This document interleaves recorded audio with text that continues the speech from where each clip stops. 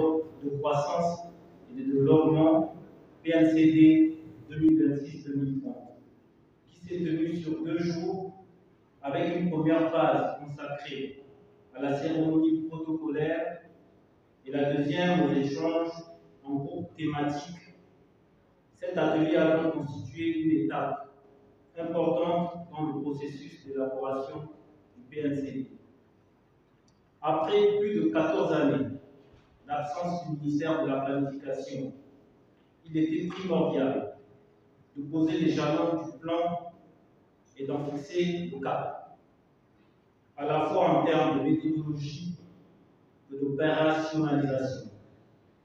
Raison pour laquelle cette phase préliminaire a été l'occasion pour le ministère de la Planification de réunir toutes les parties prenantes autour de cet exercice de vulgarisation et de sensibilisation au processus d'élaboration du PNCD, qui devra répondre aux standards internationaux et constituer notre future Bible sur laquelle vont s'arrimer l'ensemble des programmes prioritaires. En ce qui concerne l'événement à proprement parler, on peut le dire sans risque de se tromper qu'il a suscité un engouement certain, avec une participation active et constructive de toutes les parties prenantes. L'établissement d'un diagnostic, forces, faiblesses, opportunités, menaces, l'analyse des défis et la proposition de solutions hiérarchisées ont été des étapes clés de discussion dans les différents ateliers, permettant ainsi de poser les bases d'un document programmatique de développement solide. Aussi, permettez-moi de féliciter l'excellente collaboration observée durant ces 2 jours de travaux en atelier entre les ministères, les institutions, le secteur privé, les partenaires techniques et financiers, les universitaires et la société civile. Cela démontre à suffisance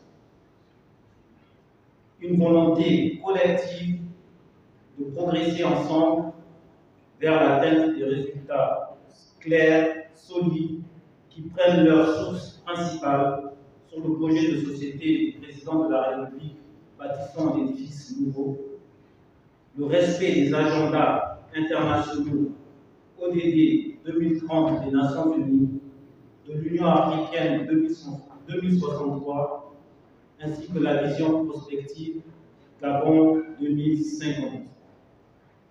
En ce qui concerne le déroulement des activités, elles ont principalement été animées par des modérateurs dans chaque atelier et centralisées par leurs rapporteurs respectifs.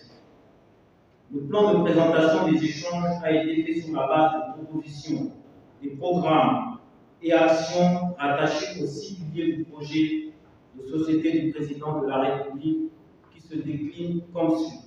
Pilier 1, électricité, eau et réforme du secteur. Pilier 2, entrepreneuriat et employabilité des jeunes. Pilier 3, logement, infrastructure de transport et numérique. Pilier 4, capital humain et justice sociale. Pilier 5, économie et développement durable. Enfin, pilier 6, gouvernance et institutions. Pendant les travaux en atelier, la principale méthodologie utilisée au sein de chaque panel a été l'approche participative et inclusive. Les échanges ont été directs entre parties prenantes et ont permis de faire un état des lieux de chaque pilier et une analyse des forces, faiblesses, opportunités et menaces, ce qui a permis le renforcement des éléments du diagnostic. Sur les 2 jours, c'est entre 20 et 40 participants en moyenne qui ont été enregistrés par atelier, soit un total d'un peu plus de 200 personnes, avec une représentativité des responsables de l'administration publique, du secteur privé, des universitaires, des partenaires techniques et financiers et de la société civile, répartis par piliers en fonction de leur profil et expertise respectifs. Croissance et développement du Gabon, PNCD. Cet atelier a constitué un moment fort de concertation nationale, de partage d'idées et de co-construction. Grâce à votre engagement, à tous, constant, votre professionnalisme et votre sens du devoir, nous avons pu jeter les fondations du cadre stratégique devant orienter l'action publique pour les 6 prochaines années. Pendant 2 jours de travaux intenses, vous avez su diagnostiquer avec lucidité les défis structurels, mettre en œuvre nos potentiels, mettre en valeur nos potentiels, faire émerger des priorités claires et définir des pistes d'action concrètes. Ces échanges ont permis de poser les bases d'un plan cohérent, inclusif et tourné vers l'efficacité. Qu'il me soit permis de rappeler que ce plan s'articule autour des 6 grandes priorités qui en dessinent l'ossature et encore par mission. Priorité, monsieur le commissaire général, au plan à rappeler tout à l'heure. Je veux le rappeler encore. La première priorité porte sur le renforcement de l'accès à l'électricité et à l'eau, accompagné de réformes sectorielles en l'électricité indispensables. La deuxième priorité porte sur la promotion de l'entrepreneuriat et l'amélioration de l'employabilité, en particulier l'employabilité des jeunes. La troisième priorité porte sur le développement du logement, des infrastructures de transport et la consolidation de la transition numérique. La quatrième priorité est l'investissement dans le capital humain et l'ancrage d'une véritable justice sociale. La cinquième priorité porte sur la transformation de notre économie dans une logique de durabilité et de résilience. Et enfin, la sixième priorité porte sur l'amélioration de la gouvernance et l'efficacité de nos institutions.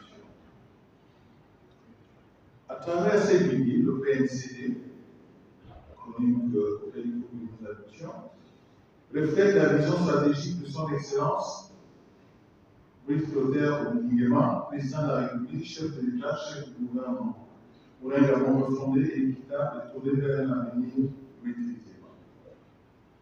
Ce plan se veut participatif, appelle votre implication, votre mobilisation à tous, administration publique, secteur public, société civile, partenaires au développement. Cette mobilisation est à peu de son caractère participatif et inclusif. Cette diversité d'acteurs est une richesse qui renforce la légitimité et l'impact des politiques que nous mettons en œuvre, que nous mettons et mettons en œuvre pour réaliser ce PNC.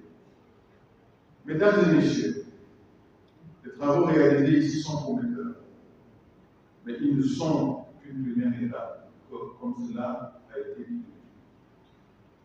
Nous devons maintenant transformer cette ambition en programme, cette vision en action, ces orientations en résultats tangibles, mesurables.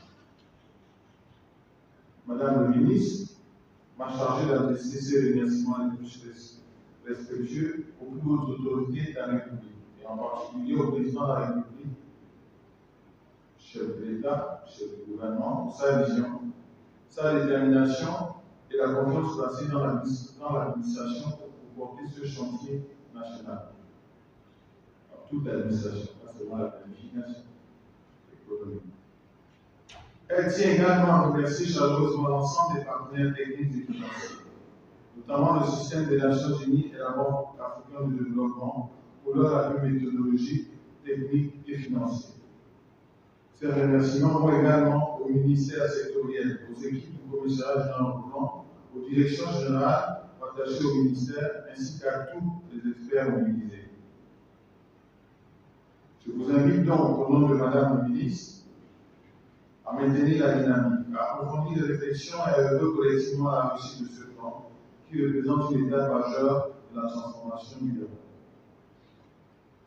Sur ce, je déclare clos, au nom de Madame le ministre de la Planification et de la Prospective, l'atelier de lancement du plan national de croissance et de développement du Gabon. Je vous remercie. L'atelier de lancement du plan national de croissance et de développement durant ces 2 jours avait pour objectif d'informer et de mobiliser les parties prenantes autour processus d'élaboration du PNC.